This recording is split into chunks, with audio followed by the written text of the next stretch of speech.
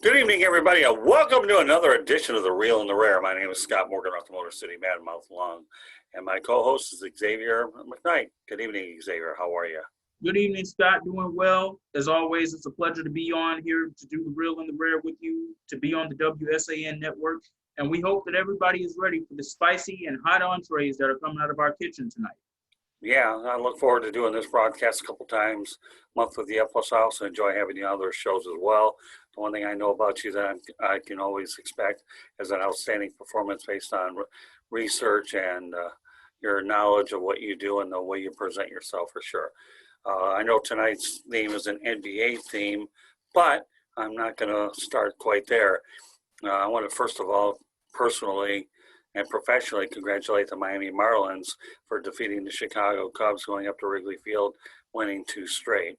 This team, I've had the good fortune of covering them this year. I didn't start in spring training. I didn't finally reach the PR guy until, the middle of the year, but just in time for summer camp. And the way the Marlins have treated me and the Tribune have been nothing short of phenomenal. And I feel like this whole team, to me, I feel like a part of a team again, with learning a lot of the beat writers and all that. And the way they've made me feel welcome and a part of it so far has been really good. But this is a team of destiny.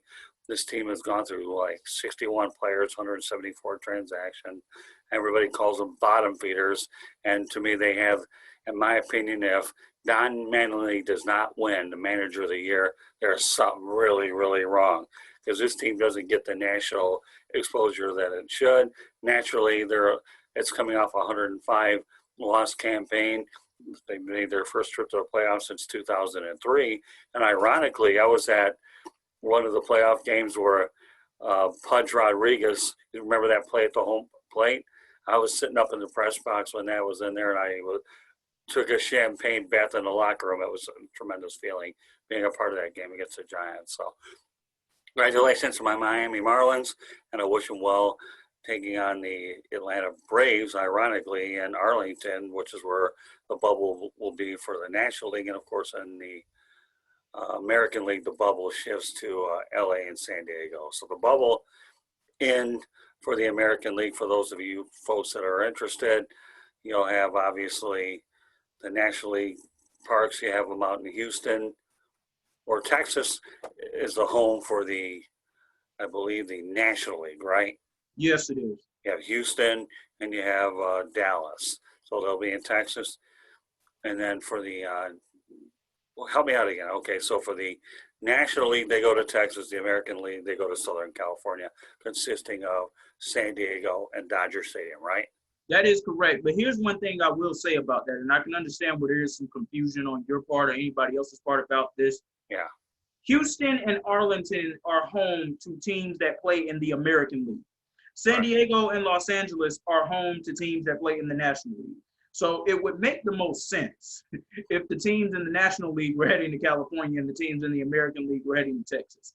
That would make the most sense to me, because at least it would still be related to the league. But it is what it is. We're happy to have playoff baseball here. We're happy that we haven't heard of any more COVID-19 outbreaks happening in the league. Just very thankful for this time of year that we have. We have so many sports going on right now that, I mean, honestly, let's just go ahead and enjoy this, because when it's over, we don't know when exactly it's going to come back, because these leagues, there was already questions outside of COVID-19 on them restarting due to financial circumstances and things like that. Right. So we don't know how that's going to play out going into the 2020, 2021, or if not just the 2021 season itself. So let's just be thankful for that. And also, I'd like to congratulate the Miami Marlins as well. I'm not surprised that they defeated the Chicago Cubs at all. These Miami Marlins, when I go back and I watch old film and documentary, Scott, of the 97 and 03 Marlins, and the fact how they never really had any true superstars on either of those teams either. Now, they had players on those teams who would later go on to become superstars, like Miguel Cabrera in 03, Gary Sheffield in 97, but they weren't exactly considered superstars when they were a part of the Marlins organization. That wouldn't happen until much later on. What I'm saying is that this current Marlins team, you look at how they're made up, they have some of the same pedigree that those former two teams had too. And not to mention, they're managed very well, which those two Marlins teams were as well, by Jack McKeon and what is the other gentleman's name? I can't Well, remember. Jim Leland was on the other one. Okay. Yep. I couldn't remember his last name. Let me respectfully disagree with you on one thing, okay? I'm actually glad the way the bubble's set up. I like the fact that the National League teams are going to play in the American League parks and vice versa, because they didn't want a distinct home field advantage one way or the other, which is why they set this thing up. So it's okay for us to disagree once in a while, and I do disagree with you. I'm glad that the National League teams are in Texas and the American League teams are on the West Coast. Now, getting back to your point, okay, yeah, Jim Leland was obviously in the 97 team, and of course Jack McKeon on the 2003 team. They both ended up being fire sales anyways. At least the 97 squad was, and then of course they trade away a lot of the young talent. Of course the Detroit Tigers are the beneficiary of the Miguel Cabrera trade. Of course then they had to throw in Dontrell Willis to pay him his money. But, you know, it was like a salary dump there. But this one is was much well built. I love Derek Jeter and Michael Hill at the top, and Mark Sherman, I believe, is the owner. So this Marlins team here, they made some bold moves. JT Real Muto, I think, went to Philadelphia in exchange for Sixto Sanchez, and these are the kinds of sound baseball moves that they've made. They got some interesting veterans on this team too. Corey Dickerson's been disrespected all over the place. Jesus Aguilar. This team has a lot of Oakland Raiders. We have a bunch of cast-offs. We go with a lot of young pitchers and a lot of young players. They brought in Miguel Rojas over from the Dodgers when Don Mattingly was there. He's like a spare infield. And Miggy is the captain of this team. So this is just such an unbelievable bunch. The way they are a family. They bonded together. They're using everything on the planet from bottom feeders to motivate them, and it's us against the world mentality. They were the laughing stocks during COVID-19 when the breakout happened with them first. Cardinals ended up getting it, but meanwhile, this team here is going to advance. And you want to talk about team of destiny? There wouldn't be enough, to me, there would not be enough one-liners or, things that you can do to describe this team. They're just unbelievable. And if the national media hasn't had an opportunity to get to know them since they're never on national television, mark my word, a lot of people are getting to know this team, and they're getting to know it really quickly. And right now, I've been saying all along, they're on house money. This is a team that has a chip on their shoulder. They don't care what anybody thinks. They believed in each other from the beginning. And for me, having covered the Tigers earlier in the year and then moving over to the Marlins, it's been interesting because I've had to learn on the fly, rely on the beat writers a little bit with their questions, as well as some of the TV personnel, and try to relate to mainly baseball questions until I got up to speed. But I'm learning as we go, and I don't think you could work with a better manager than Don Mattingly, who's one of the most humble, down-to-earth, blue-collar guys on the planet. Doesn't hurt he's from the Midwest, from Evansville, Indiana. I'm from Detroit, although we've never talked about that. That'll be it for a conversation I see with Donnie, perhaps in spring training. But it's been unbelievable the way it's working. So it's nice to have a horse in the race. And for those, they're going to have their hands full against Atlanta, but nobody expected them to get here to begin with. A 105-loss team. They were 31-29, had one doubleheader stacked on top of another. And to see that they're competing and fighting hard, who the heck in their right mind wouldn't be able to root for them? Yeah, they're definitely a great story. Not only just the COVID stuff, but the fact that they lost 105 games last season, and now for them to be where they are, there were people calling for Derek Jeter to be ousted as the owner of this team, and now, well, Derek Jeter and the way his mentality is set up, he's not laughing about it now because, of course, the ultimate goal is to win that World Series championship, and then he'll be doing some laughing, but not as of right now. Well, don't lose sight of one thing, okay? Derek Jeter comes to the Yankees, and he knew that he had to build within. Just because a guy didn't manage, wasn't in a general manager role up there, doesn't mean he wasn't a captain of a team that getting it right. And he's trying to go out there and build the same foundation here that he will. And he will. I mean, you can't base what the Marlins are doing on a 60-game season because obviously everybody's snapped their playoff drought along the line. But what you can base it around are the players they have in their system. They had a pretty sound draft this year, so this is a team that's built for sustained success. Now, I have one other baseball note I want to run by you before we go to basketball, okay? And that's this. There's talks that Al Avila, the general manager of the Detroit Tigers, has Alex Cora and A.J. Hinch on his list of potential managerial candidates to replace Ron Gardenhire. What are your thoughts about that? I'm not in favor of either of those moves happening just simply because of what both of those men did at the teams that they were a part of.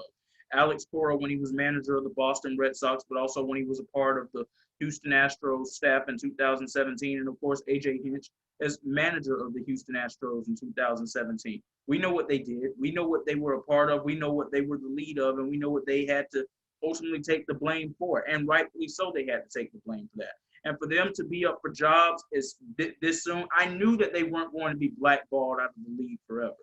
Because when you have some form of success the way that they've had it, there's going to be a team out there that's going to take a chance on you, no matter what the public outcry and response to that is going to be. But for it to happen this soon, no, I'm not in favor of it at all, and I'm actually kind of surprised by it. But when I look at the Detroit Tigers organization right now, they want to take a chance of getting back to prominence as quickly as possible. It seems like just yesterday the Detroit Tigers were in the World Series in 2012 against the San Francisco Giants, and then a year later in the ALCS against the Boston Red Sox, and Miguel Cabrera was the best player in baseball. And it feels like it was just yesterday, but it wasn't. Those days are far long gone now. And they're trying to do what they have to do to get their team back to prominence. That part I understand, but I'm not in favor of either one of those moves possibly happening. And you know what? I really disagree with you on this one, and I'll tell you why. I believe everybody does deserve a second chance. I really do. You have two great baseball minds out there. They've had a year. They haven't been paid at all year, so they already got hit in the checkbook. So and I didn't think that they would get blackballed. And the Detroit Tigers went from Brad Ausmus, who didn't want the rebuild, to Ron Gardenhire. Now they want to go with a younger, more experienced guy. Now Al and Cora obviously has a world championship ring. And A.J. Hinch has done a good job. So this is where we totally disagree. If they can bring in a younger guy who buys in the analytics and is up to speed on some of the today's players, I'm totally in favor of it if indeed they decide to go that route. Again, they've had 3 or 4 tough years, but then they ended up getting to the playoffs 4 years in a row. So, I think they're also have a good, like the Marlins, okay, they're rebuilding. So they have a lot of good prospects and players in the system. Now you just need the right type of manager to get these guys to blend well. So I'm totally in favor about those two guys being looked at. And we don't know what other candidates are out there. Those are the 2 of the names that Al Avila has already talked about. Now, I don't think that Hinch's suspension ends until I believe into January of 2021. But regardless, managers don't do anything. As long as they're ready to go by spring training, it doesn't make any difference anyhow, because the general manager is making all the decisions. So I just thought I'd run that by you here so we can talk baseball until we go to that other thing called basketball. That thing that they go ahead and shoot, put it in the hole. In the NDL, though, the National Drama League, because I have a feeling that we have a feeling of the NDL type of broadcast tonight, folks.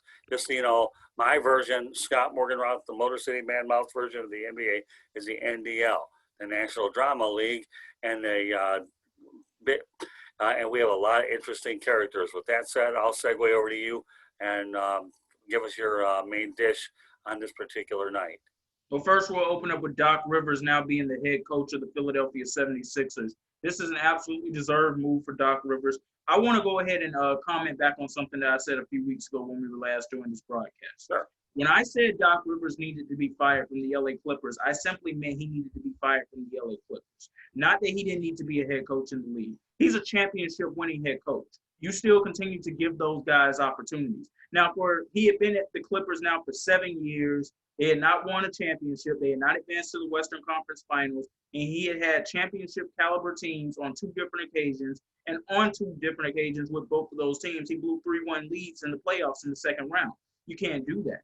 and with the direction that the Clippers are looking to go in, you knew that Steve Ballmer had to make a move some way, somehow. Someone had to pay for that epic collapse that happened against the Denver Nuggets this year, whether it was going to be Doc Rivers, whether it was going to be Paul George, no matter what it was going to be. And it's still some more moves that could be happening within that organization, and we'll speak on that in just a bit.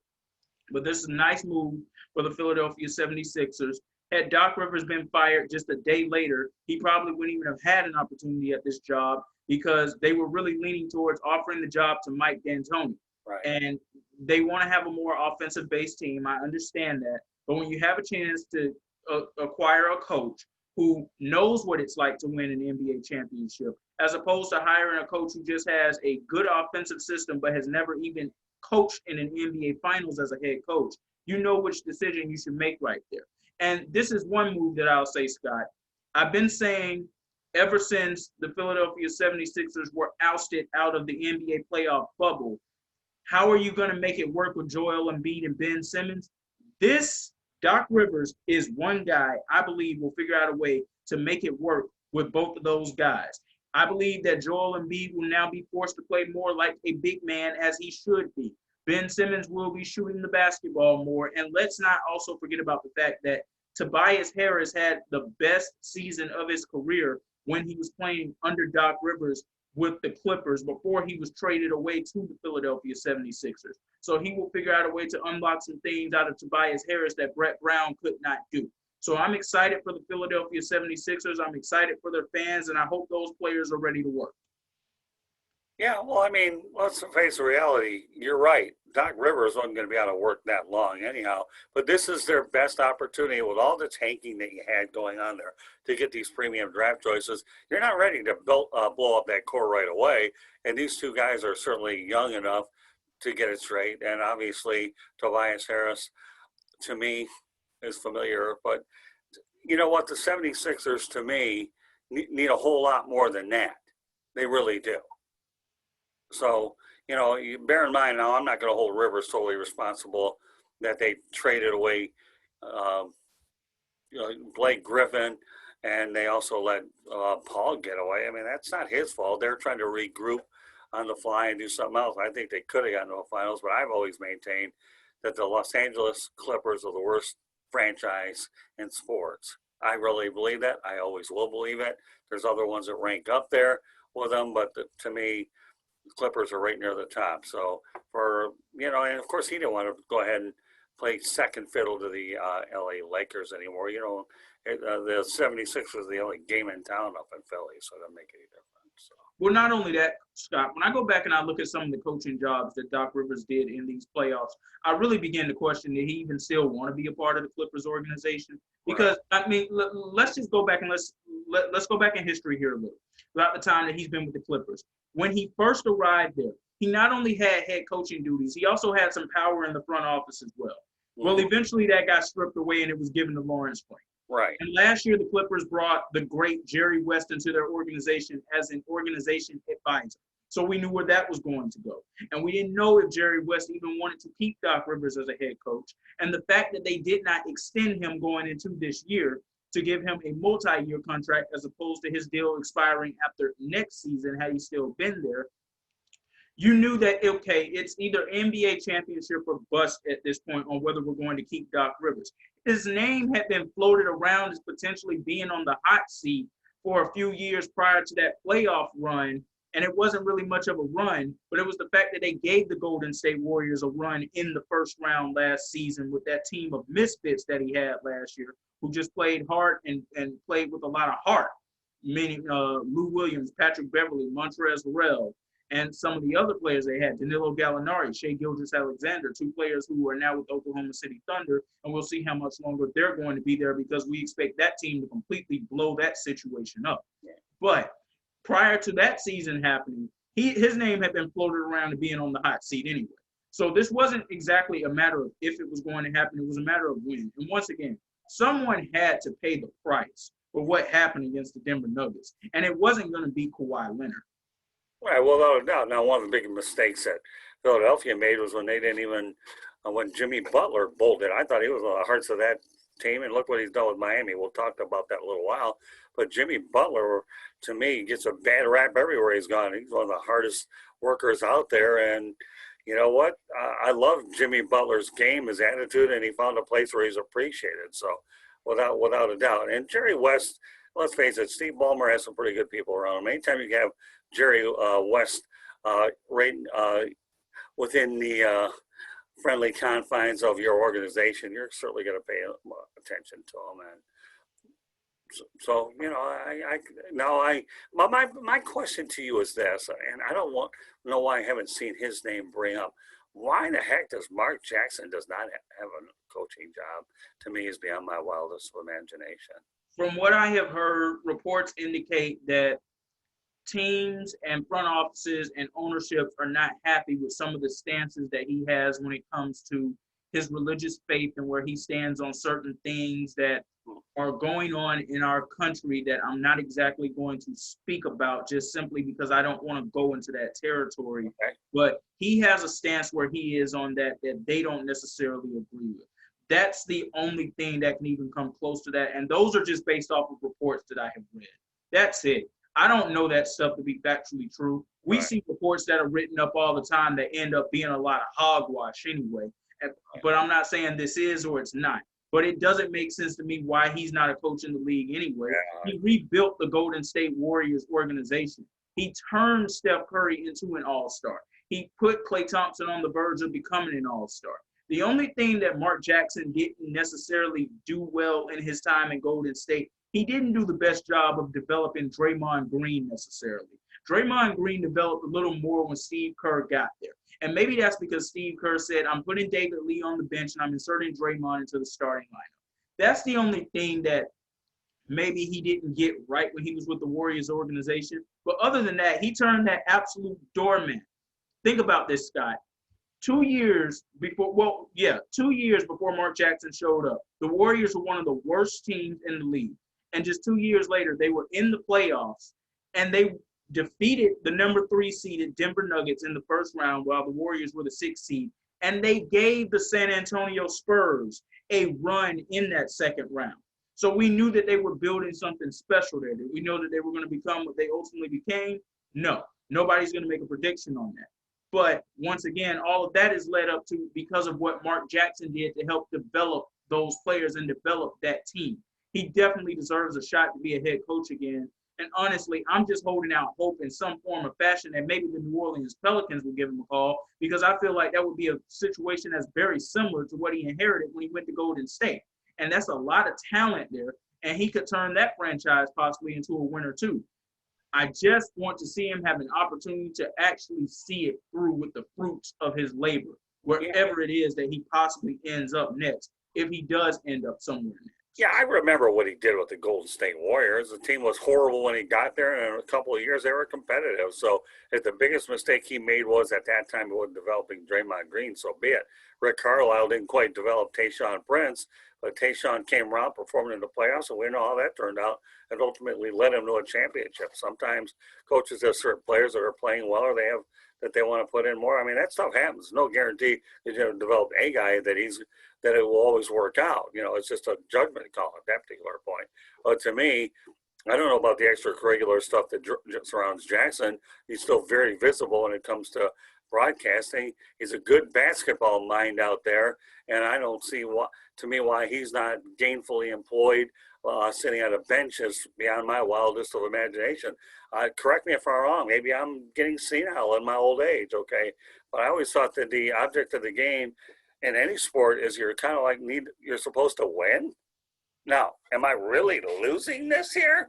Hello? No, you're not. You're not losing it at all, because I look at the Mark Jackson situation the way I look at the Marvin Lewis situation. It was time for Marvin Lewis to go with the Cincinnati Bengals. You couldn't get over the hump. You couldn't win a playoff game. But he had that organization steady for such a long time to where you thought it would only make sense for some other organization to say, you know what, let's give him a chance to come in and be our head coach and see if he can do the same things here. That is exactly how I view that situation right there. It doesn't make sense to me why Marvin Lewis is not a head coach in the NFL right now. Just like it doesn't make sense to me why Mark Jackson is not a head coach in the NBA. Yeah, but you know what? Let me interrupt you on this one a little bit, okay? I don't like your comparison with Lewis. He was gainfully employed a long time. His record in the playoffs was horrible. He was like winless in 8 or 9 tries. So I you know what, I might struggle with that. I think maybe the reason Lewis, I don't know how old he is, so I'm not going to get into the age thing, but to me, he stayed with the Bengals for a long time and did well. So, and now the reason why that Lewis is employed is number one, you got a lot of, they're starting to go with much younger coaching minds than they did, like the Sean McDermott's, the Sean McVays, and a lot of other guys. Whereas in Mark Jackson's case, you got guys in their 60s coaching and so forth. So we differ on that one too. But again, that's okay. I have no problem with it. I don't expect yes mans on this broadcast. We both have strong opinions. I don't want a yes man. But to me, Jackson should be a head coach in the league. Just like at one point or another, I thought that Patrick Ewing should be. But of course, he's a Georgetown. But we never know what the actual decision making is when it comes to hiring a head coach. Now, I know one guy that never became a head coach because he had a bad reputation with Bill Laimbeer. He couldn't get along with anybody in the media. And, when you're a head coach in the NBA, you have to be the face of that franchise, and you got to promote that franchise in such a way. And I think a lot of teams shied away from his personality, not only towards us, but being the front man. But getting back to Jackson a little bit, to me, he should be employed, and there's so many openings. If not now, when? I mean, Billy Donovan, I think, is going to do a good job out with the Bulls. I really think that was a good hire for them. I'm not sure what direction the Pacers will go in. We'll find out. But I think that would be an ideal spot for Mark Jackson. After all, he had success with Reggie Miller over there. And not only that, Scott, and we're going to speak on some more of these coaching openings in just a second, but I want to go back to one thing you said about the Philadelphia 76ers before we jump head first into that. Okay. Yes, the Philadelphia 76ers do need to get some more pieces on that team. In particular, they need to get some guys who can knock down the three ball and who will also bring it in and hit some shots in the mid-range. They have a lot of guys on that team right now who I don't know if it's because of how Brett Brown's system was set up or what it was, but they don't do a very good job of hitting shots outside of 15 feet from the field. And this is a league now where you have to be able to hit the shot at least 25 feet from beyond. Now, could Doc Rivers unlock something with some of those players? Yes. But when I go back to that Philadelphia 76ers roster they had 2 years ago, when they had J.J. Redick out on the perimeter, when they had Marco Bellinelli, a shooter, out on the perimeter, Ersan Ilyasova was on that team, a big man that can shoot out on the perimeter. They have to surround Ben Simmons and Joel Embiid and that team in general with more shooters like that. However, with that being said, it's going to be a fresher breath there to see Joel Embiid, a big man, down low in the post more than seeing him at the top of the key.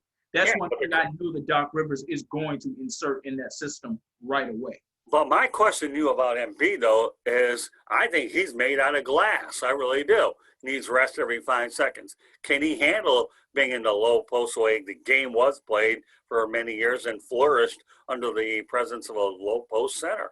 Can he handle it for the course of 75, 80 some odd games?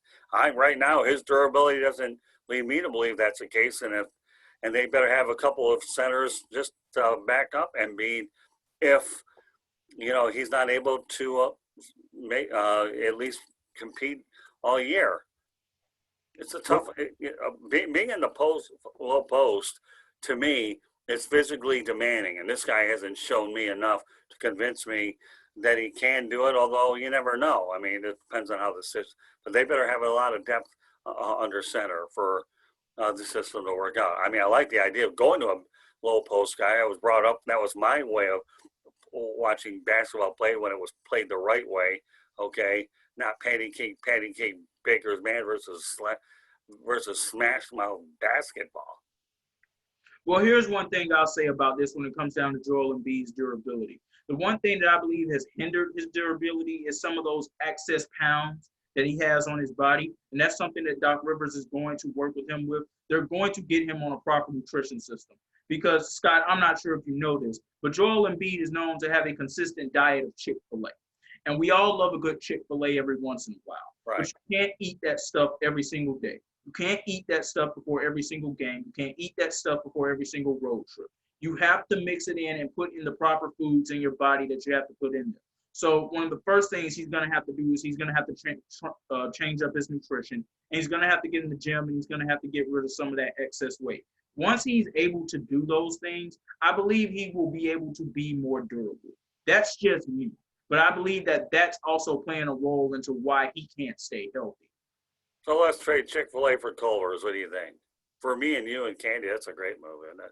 That would be fine for us, but we're not going out there to play in an 82 to 100 game NBA season. Oh, come on. We got to slip a little bit of cheese curds and some custard in there with the marshmallow cream. My goodness, but I'm with you. Hey, there's nothing wrong with Chick-fil-A, but I guess for 82 games, I get it. I have a little humor here to this whole thing, but yeah, it'll be interesting to see what the 76ers do. I mean, I think Rivers is a fine hire. Again, you know, they're bringing him in mainly to protect themselves from making a mistake by unloading these guys. So my question is, do you think Brett Brown will ever land anywhere? I believe it's going to take him at least another year to land somewhere, and I don't believe he's going to become a head coach again right off the bat. He's probably going to have to go be an assistant on a really good staff somewhere for him to be given a chance. Now, for what it is that he inherited and what he had to endure, right, and it was right for them to keep him throughout that time. Because it's not his fault that Sam Hinkie was absolutely tanking the way that he was. That was absolutely egregious. But we understand why he was doing that too. It just was an ugly sight to see. So I'm happy that Brett Brown got to see some of those years of labor come into fruition just a bit. But honestly, Scott, I thought Brett Brown should have been out after last season. Just simply because the reports were coming out that he and Jimmy Butler were not getting along. And when you have a chance to retain a player like Jimmy Butler's caliber, you do what you have to do to make that happen. Unfortunately, it may have to come at the expense of a man losing his job, but you're in this business to win championships. And one of the biggest mistakes, if not the biggest mistake that Elton Brand has made as the general manager of this team, he did not keep Jimmy Butler. If Jimmy Butler is still on the Philadelphia 76ers, we are talking about the Philadelphia 76ers versus the Los Angeles Lakers in the NBA Finals right now, potentially. You know, I could buy that one, believe it or not. Well, look at Jimmy Butler's in there with the Heat. So, and I think his fiery, intense leadership, to me, if anybody understands things right, yeah, he's a most underrated player in the NBA. I think he is. No, I agree with you on that. I've been a Jimmy Butler fan since he was in Chicago. I'm very disappointed how the Bulls organization handled him too, quite honestly, but I understand it to a degree because they just wanted to completely rebuild. After Derrick Rose didn't come back from that torn ACL the way that they thought he was, and he continued to have other injuries, the train just pretty much fell off the tracks at that point. But I enjoyed Jimmy Butler when he was in Chicago, playing on those hard-playing Tom Thibodeau Chicago Bulls-led teams with him and Joakim Noah and Carlos Boozer, and how they were alternated the point guard situation with Nate Robinson and Aaron Brooks and some of the other players that they have in. Those were some fun, hard teams to watch because they came out and they played the game the right way. As far as the tenure that he had in Minnesota, I could care less. The Minnesota Timberwolves organization has absolutely no right to sit here and tell a player how they should and should not play and operate in a franchise. You have been out of the playoffs for 14 consecutive years prior to Jimmy Butler coming to your organization. I don't care what Glenn Taylor or anybody in that organization has to say. As far as I'm concerned, they're the only team in the Western Conference right now that even when everything is upright and everyone's fully healthy, they're the only bad team I see in the Western Conference right now. Everybody else could potentially vie for a playoff spot. The Timberwolves, I don't see it. Now, they do have a team that could potentially be up for ownership. Maybe by the time the season kicks off next year, Glenn Taylor won't even be the owner of the franchise. Maybe that changes things. I don't know. But not to even turn that into a Minnesota Timberwolves conversation, just simply because I don't care about that organization. As a matter of fact, I feel sorry for guys like Karl Anthony Towns that they are there in that abysmal organization because he's such a great player. That, I just don't care how they handled that. But Philadelphia and Chicago, I'm very disappointed in how they handled that whole thing with Jimmy Butler. But I get why Chicago did it. They wanted to completely start over and rebuild. Philadelphia, absolutely no excuse for that. Well, let me give you a little Minnesota Timberwolves piece that I'm not overly thrilled about before you were born, okay? They drafted Rick Mahorn in the expansion draft. I think the Pistons are trying to get him to take somebody else, but they were determined to take Mahorn. He wouldn't play there, and he let them know he wouldn't. I don't think he ever played there, but he did. He spent that next season playing on the Philadelphia 76ers. Right, yeah. So he forced his hand out of Minnesota and forced a trade. But the fact that they took him and the Pistons were trying to make him move so they wouldn't. But that organization has been dysfunctional for sure. But we're not turning this into a Minnesota Timberwolves broadcast, but I can appreciate your point. I think another word that describes Jimmy Butler is probably the most misunderstood guy in basketball as well. So let's get on to some of the other business at hand. We talked about Doc Rivers, but now I think some of the things you were telling me about Kyrie Irving and Kevin Durant, I don't even know why I'm talking about these bozos on this show, only because you suggested that we do it, and I'm going along with it anyways. Go on. Tell me. I stood with Kyrie Irving earlier this year on his stance when it came down to Black Lives Matter, but I definitely can't stand with him on this year. That was absolutely ridiculous what he and Kevin Durant did on that podcast yesterday. And a lot of this has to do with the fact that they just wanted some attention. They wanted some of the headlines. Let's think about this here for a second, Scott. We have the NBA Finals going on.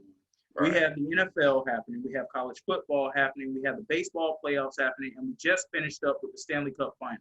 Also, congratulations to the Tampa Bay Lightning and the job that they did. Yeah. They just wanted some attention. No one was going to be paying attention to that podcast had this gone the way it should have gone with an actual functional conversation. So, of course, they had to say something that was off the rails, which Kyrie Irving is very much known for. I won't get into the specifics of some of the things that he said in the past that they just rub people the wrong way, or they just make your head want to spin around your body. Do a completely 360. But no, two things he said yesterday. First, I'll speak on the coaching thing that he said, saying that I don't necessarily see where we need a head coach. I don't necessarily see us having a head coach. Some days I could be the head coach. Some days KD could be the coach. Right. That was bad. I actually, once you brought that up, I started to read that myself. You intrigued me. And, the first things that came to my mind were, number one, okay, Steve Nash is a good basketball mind, for one thing. Number two, if you want a player coach, let's go back to Bill Russell.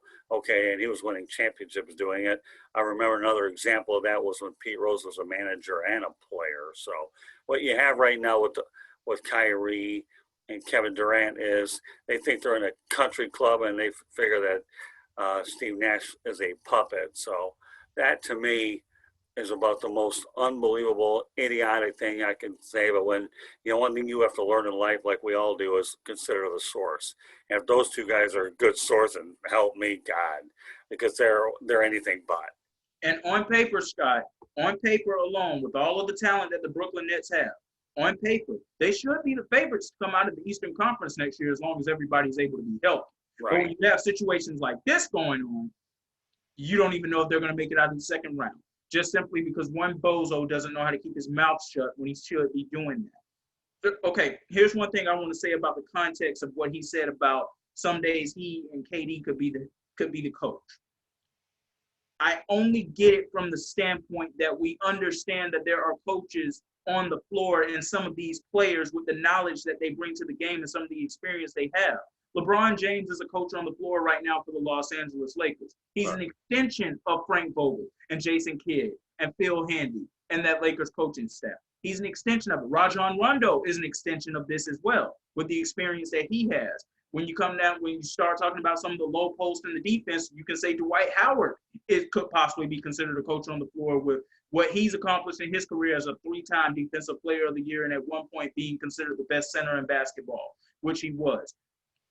And I don't know if that's what Kyrie Irving meant when he said that. Personally, I don't even care to try to understand it that way right now.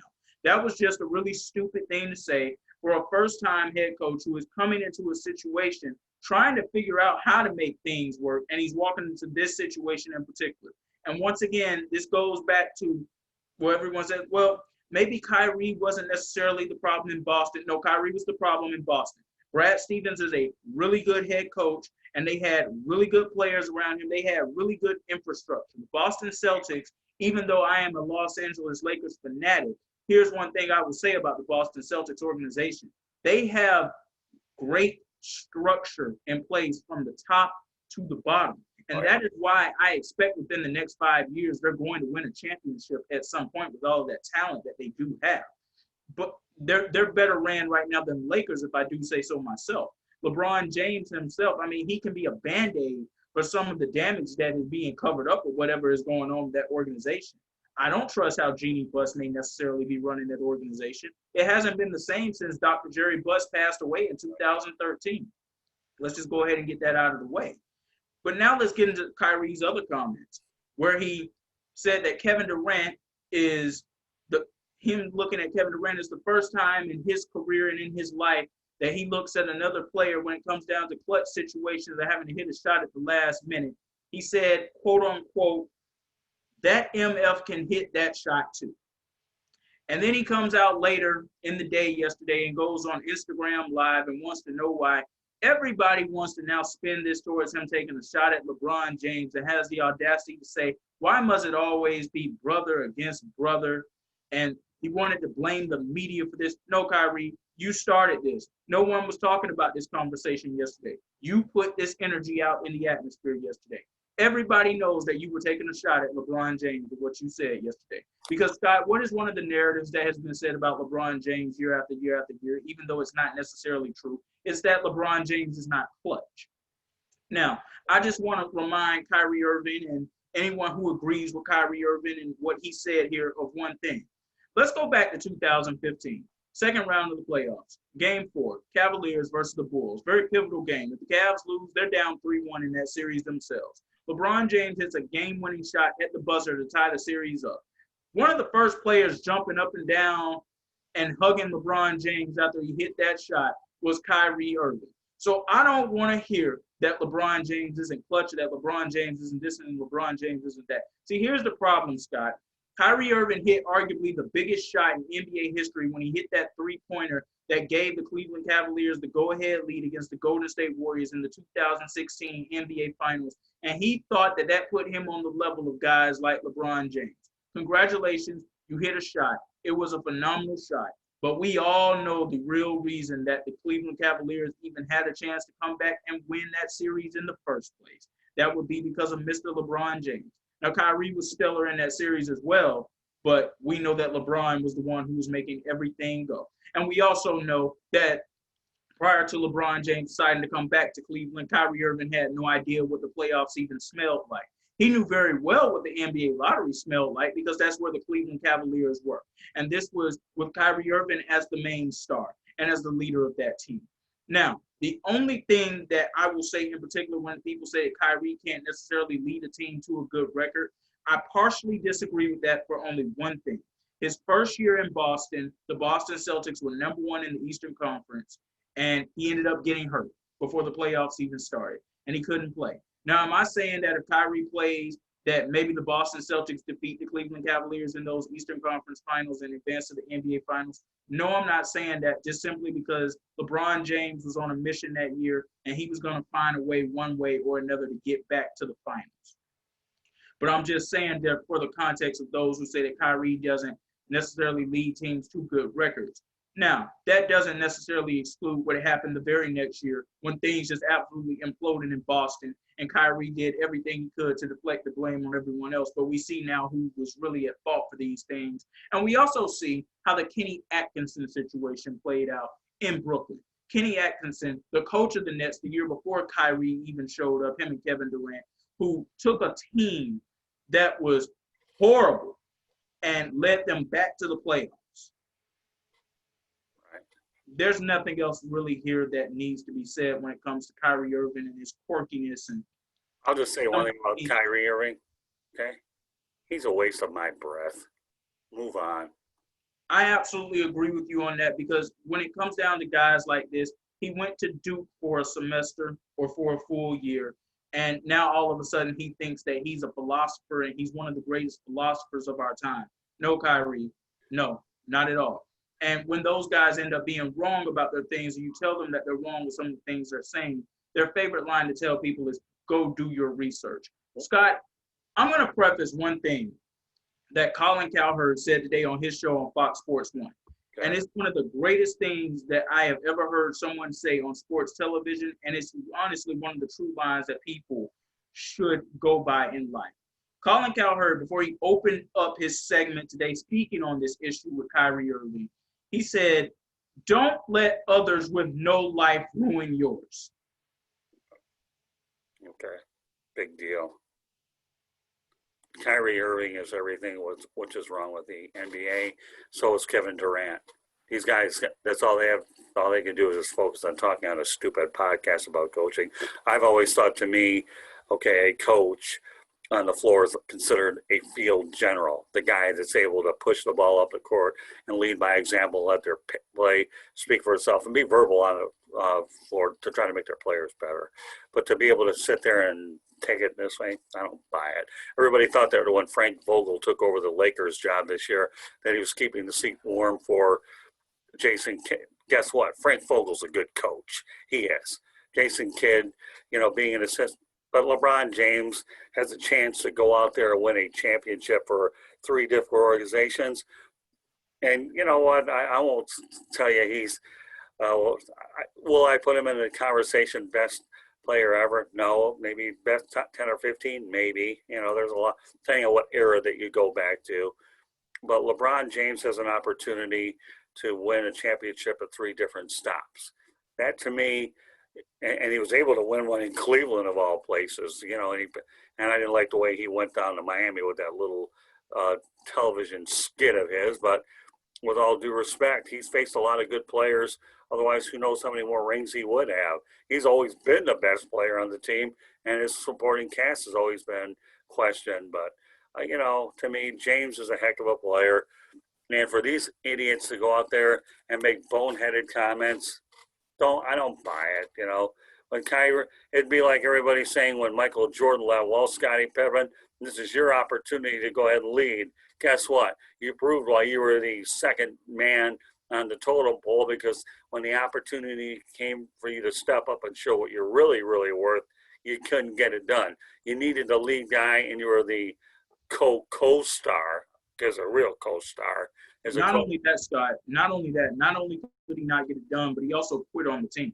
Because remember that game 3 or that game 4 against the New York Knicks in 1994, where he was upset that Phil Jackson drew up the play for Tony Kukoc instead of drawing it up for him, and he just stayed on the bench and he didn't go back into the game. But that's his personality, Xavier. Come on, really?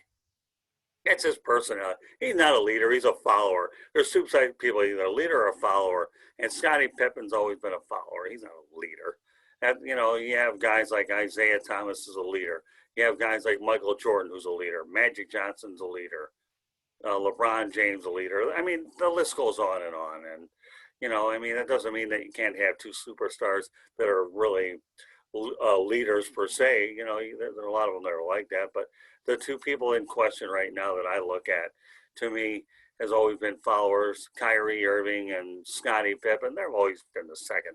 And it's funny that you bring up this conversation about leaders, because now I'm really questioning who's the leader of the Brooklyn Nets, because Kevin Durant isn't a leader.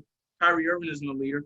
Scott, we know all too well that just because you're the best or the 2 best players on the team, that doesn't mean you're the leader. We watched this in Toronto last season. Kawhi Leonard was the best player on that team, but very evidently, Kyle Lowry was the leader. Kyle Lowry was the leader of that team. Yeah, but we differ on that one too, because Kawhi Leonard led by example, and he had the championship pedigree for what he did, where they were able to manage his time and minutes well. And well, you know what? When it came down to crunch time, he led by example. So there's 2 different types of leaders: those that are verbal, those that lead by example. And I don't mind saying this too, okay? And I will say it on our broadcast. My wife, Candy, is a great leader with her employer. And a lot of her bosses respect the living daylights out of her, because she's not one of those verbal shouting type of people. She goes out there and knows how to manage personalities, and a lot of different personalities, I might add. And she believes in positive reinforcement. And you know what? She leads by example and lets her experience do talking. And, so there's different ways of going about doing it. And I'm proud of what she does too. Now, why am I bringing her up? Because we're talking about leaders in this particular situation. And I think knowing I'm around 365 days a year, 6 depending on the leap year, is prototypical of what you deal with in life. But I don't think Durant could he have won a championship by himself? He could have. He should have stayed in Oklahoma City, and he should have stayed with either Harden or Westbrook. But no, he decided to jump ship. Golden State got his rings. At least nobody will ever accuse him not having a ring or two when he leaves. More power to him. You have the ability to move around in free agency, which the system allows you to do exactly like that. I think Giannis Antetokounmpo is a leader. I really do. But the only thing he needs to do is just improve his game in certain areas a little bit, and they do need more supporting players around him, but he has to perform in the clutch. But Giannis is a leader in his own right, but I don't want to get off too much topic, but what you have in the NBA is you do have a country club. You have David Stern versus Adam Silver, okay, old school versus, the guy that's willing to kiss a player's rear ends and just, a guy that old school versus new school, if that's what you want to call it. To me, today's NBA is unwatchable. I don't care. You know what? I would love to be able to get Miami Heat content if I could. I did reach out to him once, never heard back from him, but I really never have pursued it much. But when I talked to Chris Roberts yesterday out in LA, Chris and I are good friends. You've had an opportunity to go ahead and talk to him. He says, can't even watch the NBA or Lakers anymore because the league is not what it used to be. And when you talk about Steve Nash, yeah, he was definitely a surprise hire. There's no question about that. He had no coaching experience, but that doesn't mean that he's not worthy of it. Larry Bird didn't have any coaching experience. How did that turn out? Didn't turn out too bad, did it? Steve Nash is, from what I heard, a very down-to-earth guy. And then, of course, Steve Kerr didn't have any coaching experience. You don't have to have a prerequisite, but you do need to have a pretty good coaching staff. So you have that extra experience mind or two. So if you do need to go ahead and call on somebody good, then it doesn't make any difference. But out in Brooklyn, he had a surprise hire. I think Nash will do okay if he can make sure that Kevin Durant keeps his mouth shut and Kyrie Irving. That's a tough situation. Now, I hear Jacques Vaughn is going to remain the assistant. Is that correct? Yes, so he's therefore the lead assistant on the staff. Right. So that may be a good move there. So, Nash has somebody to turn to. But when we talk about LeBron James, we talk about Anthony Davis. Anthony Davis is a heck of a player. He really is. So, again, he's made everybody better. He wanted out of New Orleans, but at least New Orleans got a decent haul for him back. That might end up being a very attractive job, depending on who ends up getting it. I definitely agree with you there, and that's actually going to segue us into our next topic. And I'll start with the New Orleans Pelicans organization. When I think about that coaching search right now that they're going through, I really feel that they need to bring in a coach who is already experienced and knows how to build rosters, knows how to take young players and turn them into real NBA players and build teams into playoff teams. That's why I said that Doc Rivers would have been perfect for that job. Now, as of right now, maybe if you want to say Tyronn Lue is a candidate for that job, I'm okay with that. But the person who I ultimately want to see get that job, Scott, is Nate McMillan. I feel like that would be an excellent fit for Nate McMillan. I can't say it's going to be an excellent fit for Mike D'Antoni, just simply because everywhere Mike D'Antoni's gone, to me, he's inherited a situation with teams that were already somewhat semi-playoff teams anyway. When he went to Phoenix, yes, he inherited a bad roster, but when you get Steve Nash in free agency, and you have Amari Stoudemire, who's finally healthy, to also go along with a really good player in Sean Marion and another one in Joe Johnson, who was still there at the time, is not exactly going to be a rebuilding type of situation right there. And then when he went to the Knicks, that was one I just didn't understand just from his standpoint, just because it's an awful organization at this point, with James Dolan being the owner of the team. When he went to the Lakers, they had good players in place, but that was a chaotic situation from the start anyway. I mean, when Mike Brown being the coach, the late, great Kobe Bryant, rest his soul, he didn't want Mike Brown there as the coach. You didn't know who the number one guy on the team was going to be. Dwight Howard really wasn't healthy enough to play at the time that he was out there playing. Steve Nash fractured his leg in game 2 of that season. I mean, it was a chaotic situation all the way around. And then we go to Houston, where James Harden and that team, they were already one of the top teams in the Western Conference anyway. They just needed a coach that could get them into the direction of going where they ultimately went. And he did.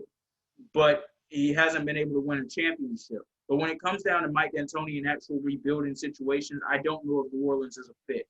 I don't know if the Pacers is a fit for him either. And the reason I say that is because I don't know what that team's going to look like next season. There are rumors that Victor Oladipo wants out and Miles Turner wants out. Now, it should be noted that Victor Oladipo has come out and he's refuted these comments. But I also heard Paul George come out and refute these comments at one point too.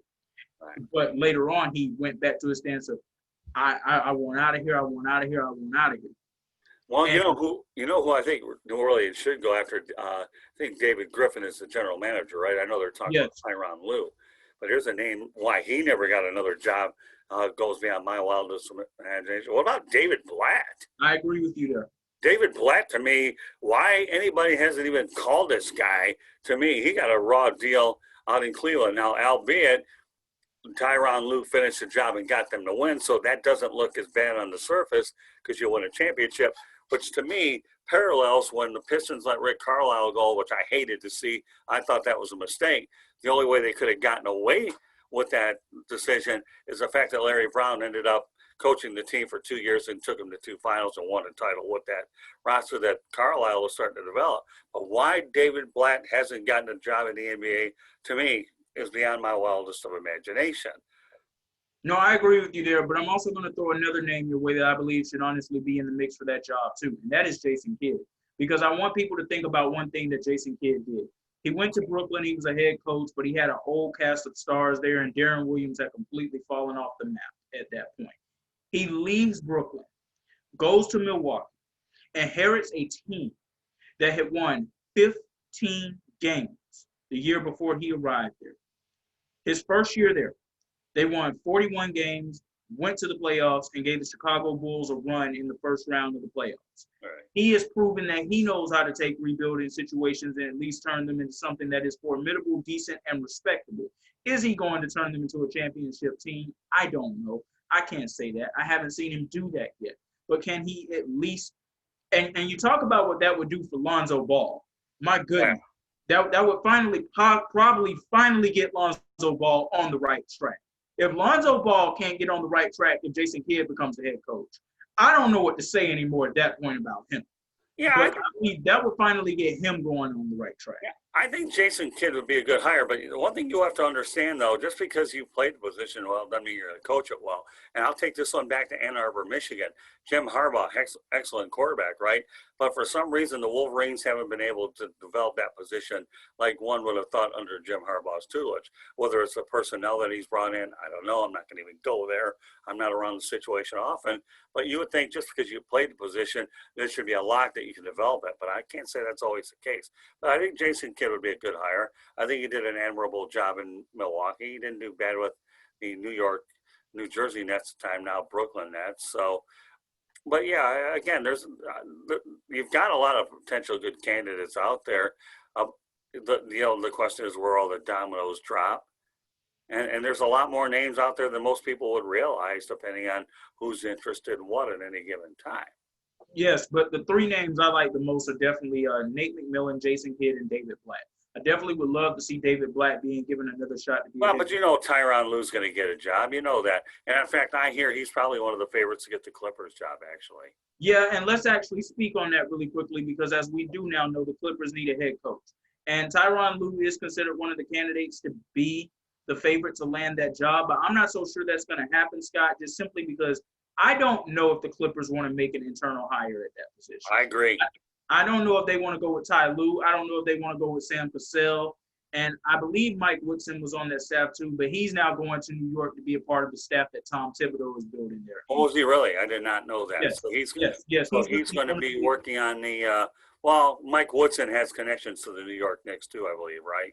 Yes, he does. He was the last coach that coached that team to the playoffs. Well, there you go. Thank you for making my point. All right, I appreciate it. But yeah, so then who do you think would be a logical fit for the worst franchise in pro sports? There are two names in particular that I am hearing outside of the members who are already within the organization who would be considered for the job that honestly do make a lot of sense. Now, one of them I don't believe has a chance of happening just for a lot of different reasons there. But the top name that's actually been coming to everyone's mind right now from what the reports are indicating is Jeff Van Gundy could leave the broadcasting booth and accept this job. No, I heard That would be an excellent fit for the Clippers too, because he would come in and he would establish culture immediately, and they would get back to that defensive first identity. But more importantly than anything, we wouldn't have people in here focusing more on going to strip clubs and eating their favorite chicken wings and trademarking nicknames like Lemon Pepper Lou. The focus would be on basketball at any and all times. Now, I'm not accusing Doc Rivers of anything there when I say that, but also I'll go back to what I said earlier. I'm not so sure how much longer Doc Rivers wanted to stick around in LA with the Clippers organization. I don't know that for a fact. But the other name that's been floating out there, and it's somewhat of a surprise, and then again, it's not, just considering the situation that the team is in with the stars that they have on the team, and they are a championship-ready team on paper. Phil Jackson's name has been floating out there, potentially as a candidate for this job. Now, I don't believe that's going to happen. Phil is much older, and he doesn't have a great relationship with Jerry West at all. And you know that Steve Ballmer is going to depend a lot on the genius and the experience of Jerry West in this coaching hire. As a matter of fact, it might be Jerry West that makes the hire himself, and we just won't officially know that. Well, you know it. Well, come on, seriously? You know that West is going to make the hire, and no, Phil Jackson isn't leaving his Montana digs to coach in the NBA, and nobody cares about that stupid triangle during this insane time of the NBA. Nobody, frankly, cares. If he really wanted to coach a triangle in New York, he should have coached it there and trying to find people to do it for him. But he didn't want his wins and losses record to suffer with an offense that once upon a time worked with much better personnel than what he ended up having in New York. So, all right, don't give me this garbage about Phil Jackson coaching the Clippers.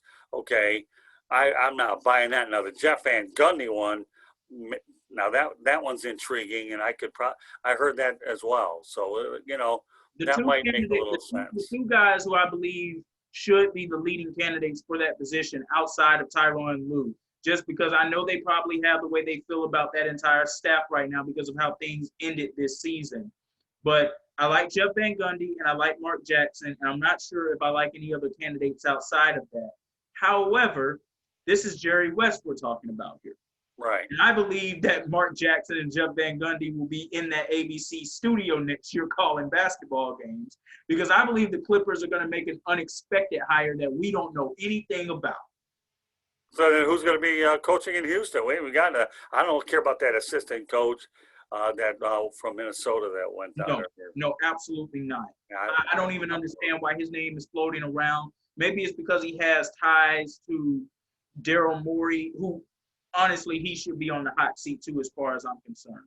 But Tyronn Lue's name is floating around as a favorite to land that job too, and I actually like him in that situation, just simply because he's inherited teams that have been close to at least getting to the championship, right. And he would probably unlock something different, and just also for the fact that he is a championship-winning head coach. Yeah, but they still want to go with that small ball approach, and they got run out of the gym when they were doing that. I didn't think that small ball approach to me was equipped to win a championship any more than many years ago before you were born, that the run and shoot was the offense that the NFL was going to use that would have any sustainability. No, I absolutely agree with you on that there, and that's another one of the reasons I say Daryl Morey should be on the hot seat, if not gone. The Houston Rockets are going to have to get some bigs. Here's one thing I like about how the Lakers season has gone, Scott. They are so big. They have bigs all over that floor. Their point guards are big. The forwards are bigs. Their centers are actually centers. They have size. And as far as they've been able to go at this point in the season, could potentially end up winning the NBA championship, which I do believe they will now that the Miami Heat have so many injury issues going on. It's going to encourage teams to go out and now want to go get more bigs with what they've seen the Lakers be able to do. I believe we are now finally going to go away from this analytics crap, and we're going to go back to the way basketball teams should be built, and Yeah. potentially the way that basketball should be played. Just simply with the success that we've seen the Lakers have with all that size they have this year.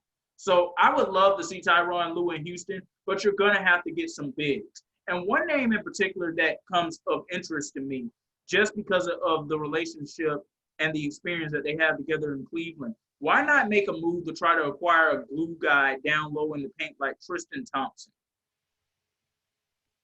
I don't know. You tell me. That's just one name in particular I believe should be floating out there for the Houston Rockets to go out there and acquire as one of their bigs, because they're going to have to get some bigs. That's the one thing we do. Well, with all due respect, you know darn well the Golden State Warriors get a nice draft choice this year after what happened to them last year. So I don't know who's expendable, what they're going to do there. I mean, but I know Sam Cassell might be a popular local choice in Houston because of what he did there. Now, again, another guy with no coaching experience, but probably a very intellectual basketball IQ. I know Chauncey Billups' name has floated around in Indiana, another high IQ basketball guy that knows how to lead. Again, no coaching experience. You better have a good bench coach. So I know we can play this silly season about coaches where they're going to go, and it's all about system, the ones that should be there versus what they won't, whether Jeff Van Gundy. I don't know. Does he have the coaching bug? Has he talked about wanting to do it? I believe his situation is very similar to that of John Gruden, if it's what he considers to be the right situation. I don't know if he considers the Clippers to be the right situation. I definitely didn't expect John Gruden to necessarily consider the Raiders to be the right situation for him because of where they were sitting at the time that he did accept the job. But it should be noted that he has experience with that organization previously, Right. head coach before. Jeff Van Gundy does not have any experience with the Clippers organization as being a previous head coach for them. But he No, was the head coach but of the New York Knicks. He was the head coach of the New York Knicks team that went on to play in the NBA Finals in 1999 as an 8th seed. And then right. later the head coach of the Houston Rockets teams that with Yao Ming and Tracy McGrady, they weren't able to get out of the first round, but they were at least a playoff team every year. Yeah, he has a good track record, good winning record, and I like Jeff Van Gundy, not Stan Van Gundy, who I can't stomach. Okay, but Jeff Van Gundy to me is a good basketball mind. He really, really is. Now, whether he'd want to give up the cushy job to deal with today's players, I mean, that's another storyline itself. Dealing with today's players is another story. Again, you have a short window. Is there a fit between Kawhi Leonard and Jeff Van Gundy? Ooh, I don't know about that one. That to me is a little bit concerning. Kawhi Leonard has to be managed, and he's a very fragile personality. So I think you have to kind of soothe that situation over, as I understand what him and George can get out of their contracts in about a year. So that word is the franchise go long term to begin with their few rare moments of where they've been able to win for the most part. But I think the one thing that they do have going for them is instead of having Donald Sterling as their owner, I still love Steve Ballmer, and the fact that he had the presence of Jerry West doesn't make the Clippers as laughable as they've been in the past. But still, you talk about the right players, the right coaching fit, and so forth. That's another story. Right, they're at least going to be worth a look in free agency, because we remember the days where players would not even consider looking the Clippers' way in free agency whatsoever, no matter how much money they were offering, just simply because they were a poorly ran organization and they were just a laughable organization, to say the least. But when it comes down to that Clippers coaching job, Jeff Van Gundy, to me, he would be a great fit, but I don't believe he's going to be the person that's going to get hired. When I look at the Clippers job, Scott, I believe it's going to be very similar to what happened with the Toronto Raptors coaching job when Dwayne Casey was hired. Now, Nick Nurse was an internal hire. Am I saying it's going to be an internal hire? No, not necessarily. I'm saying this based from the standpoint of it's probably going to be somebody that we would not even expect to have even been in consideration for that job. Probably, I think you're right, but I think that if the Clippers had any sense at all, that they would actually promote Tyronn Lue. I think he's familiar. He is his own man. He does have a championship that Doc Rivers does not have. In fact, Doc Rivers, we have talked about it before, has had 3-1 leads in the playoffs and haven't been able to close them out. I actually witnessed one of them when I was in Orlando covering the Pistons and the Magic, and Rick Carlisle out-coached Doc Rivers, and that's when Tracy McGrady was ready to go to the next round, but forgot he had kind of get past his round first. I mean, that'll be for another broadcast. So, with that said, well, I think we've covered a lot of things there in terms of Nash being the coach, and to me, Kyrie Irving and Kevin Durant, I could care less. They're everything what's wrong with the league.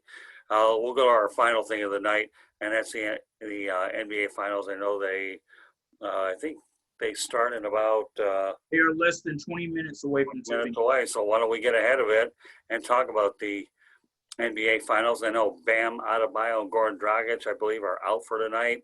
So Jimmy Butler, you better wear a lot of different shoes. I don't think you're going to be replacing Kareem Abdul-Jabbar like Magic Johnson did, but I'll be curious to see what the Miami does have to try to at least compete with the Lakers. Well, there's going to be a lot of Kendrick Nunn tonight. That's one thing that we can say in particular. And he did come off the bench in game one in garbage time and put up some points on the board and at least start looking like the Kendrick Nunn that he looked like in the regular season before the pandemic suspended play. So that's going to be a big play there. Look for Kelly Olynyk and Myers Leonard to have to play big minutes tonight. Tyler Hero, Duncan Robinson, they're going to have to hit shots tonight. I believe this is going to be a more competitive game tonight, Scott, than most people actually think, because the Miami Heat are kind of going into this thing on house money. Nobody expects them to win this game with Bam Adebayo and Goran Dragic out. I mean, you probably have more people who are looking towards the way the Lakers will win this thing by 30 tonight. And I think the Lakers will do good to win this thing tonight by under 10 points. Honestly, I believe the heart and soul of the Miami Heat organization is going to be on full display tonight. Well, that's a good comparison. I'll say what happened with the Milwaukee Bucks series earlier in the playoffs. That when Giannis went down, Chris Middleton and the rest of his teammates stepped up and they were able to get a win out of it. So what did that series end? I think in 5 games, I believe. It ended in 5. Right. So, you might be able to pull out a win, but I don't think you'll be able to pull out a whole lot more than that. I think the Heat are definitely overmatched by the Lakers. Anthony Davis is a beast. LeBron James is doing a pretty good job. And don't underestimate the job that Frank Vogel's done as a coach. And Rajon Rondo, to me, is on that team. He's won a championship before. He always finds a way to step it up in the postseason. So, how many games do you think that this series is going to go? With Bam Adebayo and Goran Dragic being out, I now believe this is only going to be a 5-game series. I originally predicted the Lakers would win it in 6, but I have a hard time believing it's going to go beyond 5 now. Yeah, I guess I'll go with you on that. I do. So, anything else you want to add? No, just simply that I have enough respect for the Heat organization and Jimmy Butler as a player to say that they will at least pull out 1 game. But the Lakers will more than likely be hoisting their 17th Larry O'Brien trophy. And LeBron James will be winning his 4th NBA championship, and Anthony Davis will be winning his 1st. It's going to be a nice watch. It's just very refreshing right now to have all the sports that we have. And you'll be attending a sporting event tomorrow as well at Florida Atlantic University, covering a college football game for the first time in over a year, I believe. And I know that that's something you're very excited about and looking forward to. And those players and those coaches as well, they finally can get their season underway with most of their COVID-19 concerns now at least being under wraps for the time being. Yeah, what I'm actually going to be doing, the last sporting event I covered was on March 11th, earlier in the year when Candy and I were in spring training covering the Dodgers and the Milwaukee Brewers. Ironically, they ended up meeting in the playoffs here, and of course, Dodgers ousted Milwaukee in 2 games. Not that you'd be surprised. Everybody knows that the Dodgers were overwhelming favorites to win the whole thing, but yeah, I have covered Florida Atlantic for a lot of years. I had a couple of years off, when one of my publications ended up leaving there, but then I started the Tribune again and got back involved a little bit. But I'm wearing a Florida Atlantic University hat. University of South Florida is my alma mater. I'm proud of the Bulls. I'm always going to be a Bull. It's who I am. But I also have a great deal of respect for the Florida Atlantic University program. I worked with Howard Schnellenberger, who was the founder and creator of the program, and have actually work with it from time to time, even with other coaches, but it's nothing like Coach Howard Schnellenberger. But FAU does take on University of North Carolina, Charlotte, the 49ers. And I'll tell you what, it'll be a pretty interesting matchup. I'm really looking forward to going to the game because with all the different sports that you've had to do remote, it'll be nice to be in a press box again. Obviously, we'll have masks on and certainly take the necessary protocols we have to do to be safe. I'm okay with that. There'll be virtual interviews. I get that. But you know what? To me, it's hard to watch sports without not being able to go to them. And call me an old creature of habitat, but creature of habit. But that's who I am.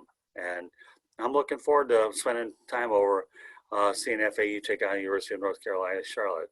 You know, for those of you who know that Willie Taggart is now the guy in charge for FAU.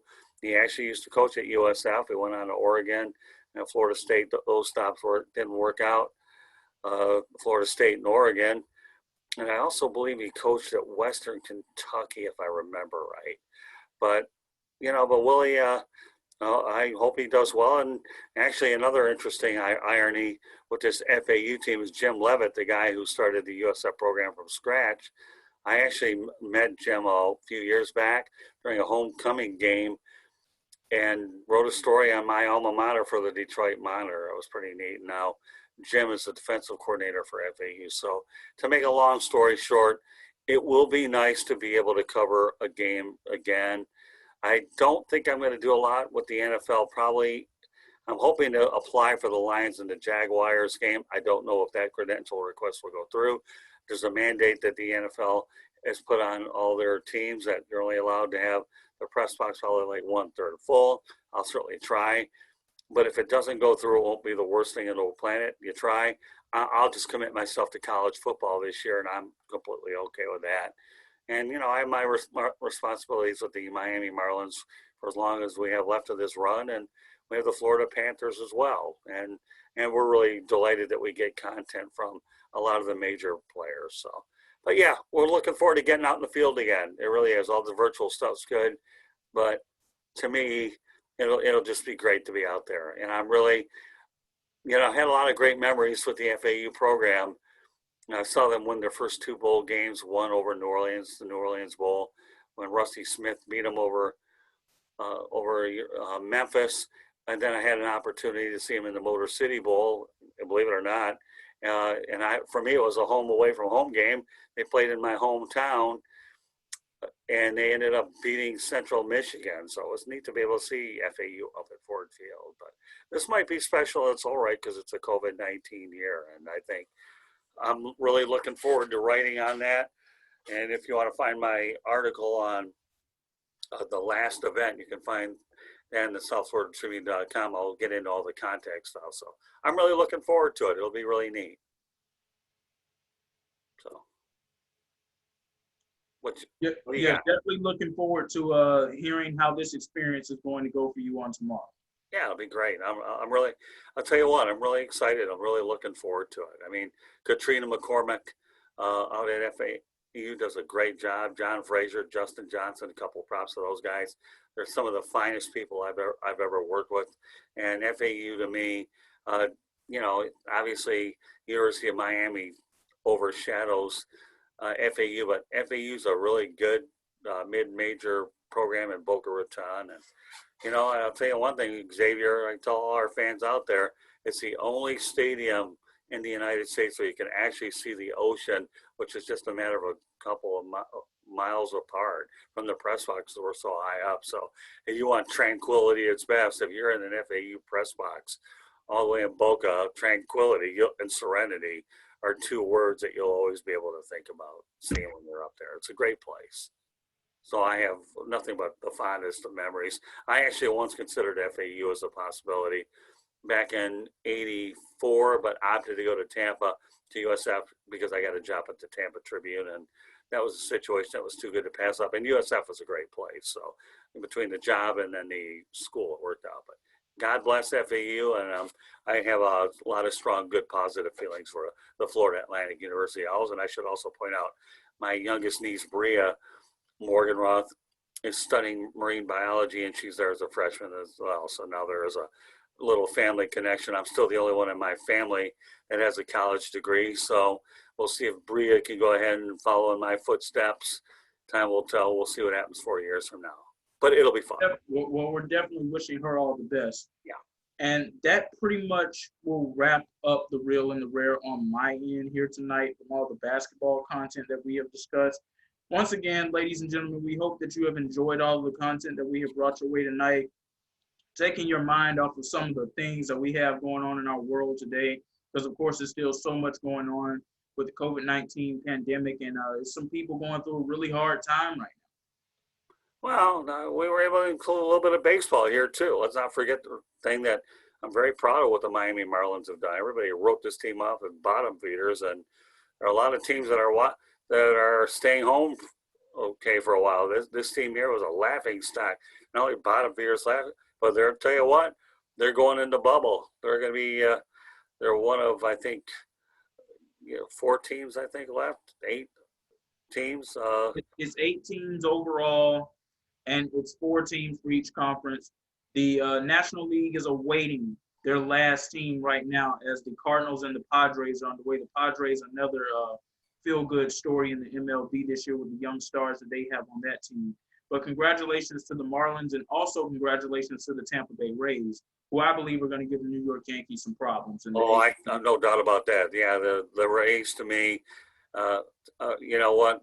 Sometimes you wonder if they actually have a crystal ball as to how they do it with a low-budget team that simply develops and then brings in veteran players to fill in the roster, kind of like what the Miami Marlins are doing. That may be the blueprint.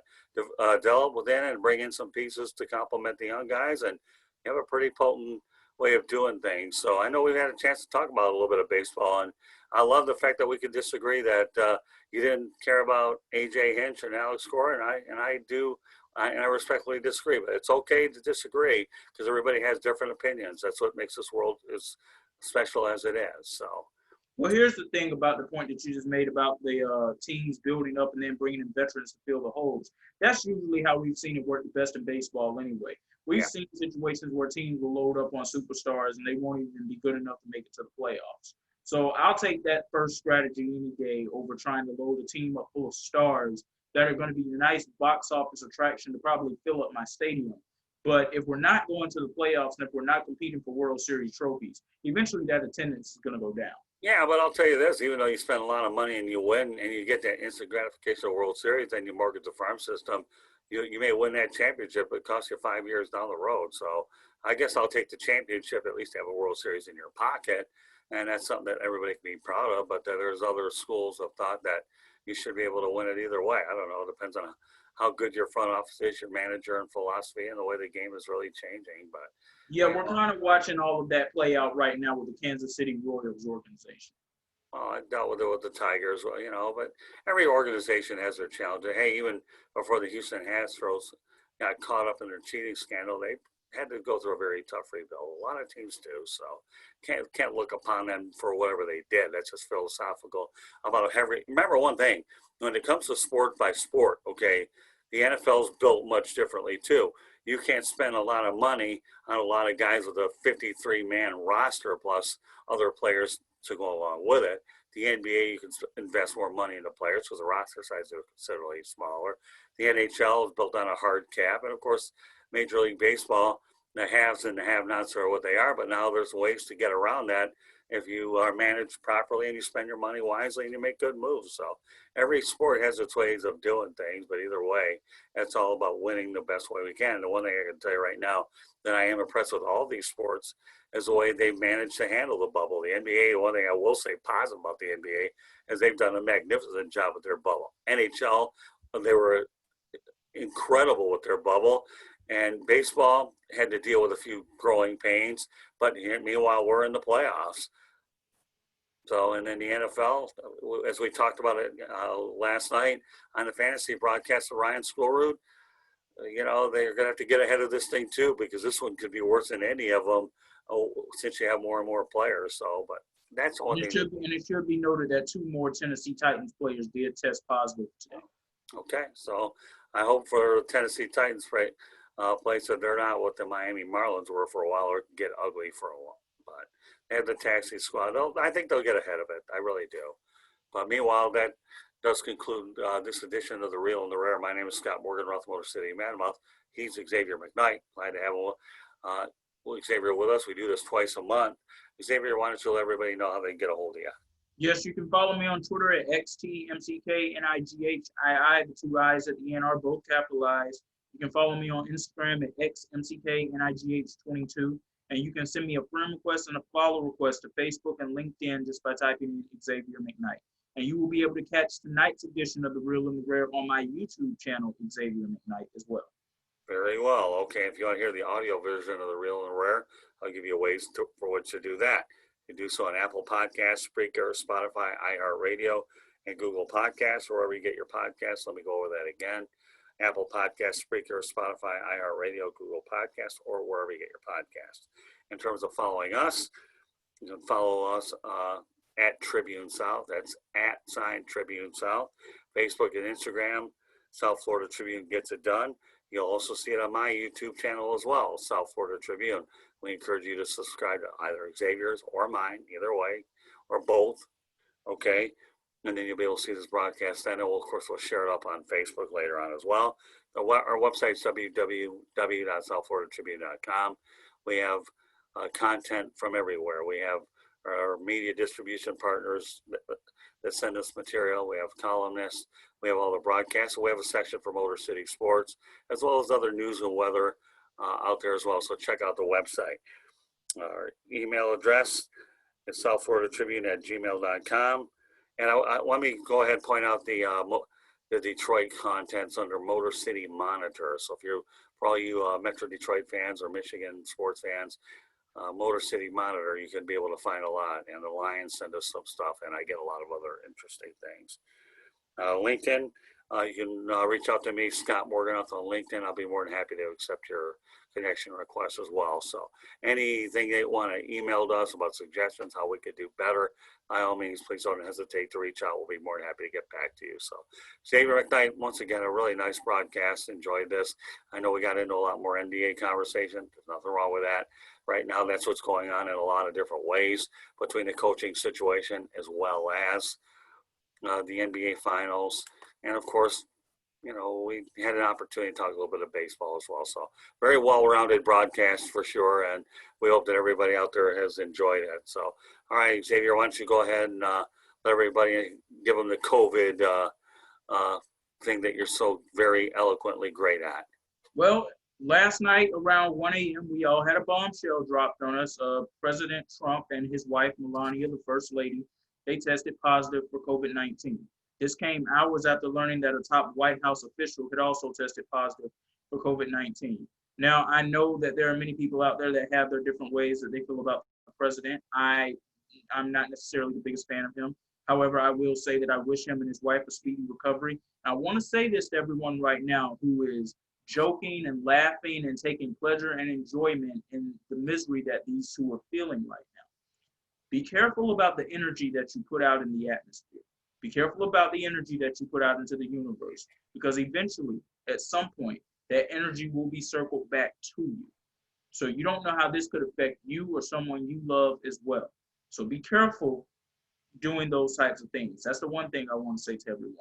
And now to get into the main COVID-19 standpoint, once again, ladies and gentlemen, COVID-19 has not gone away. And we do not know when COVID-19 is going to go away. So with that being said, we need to continue to be vigilant and be responsible and use our common sense.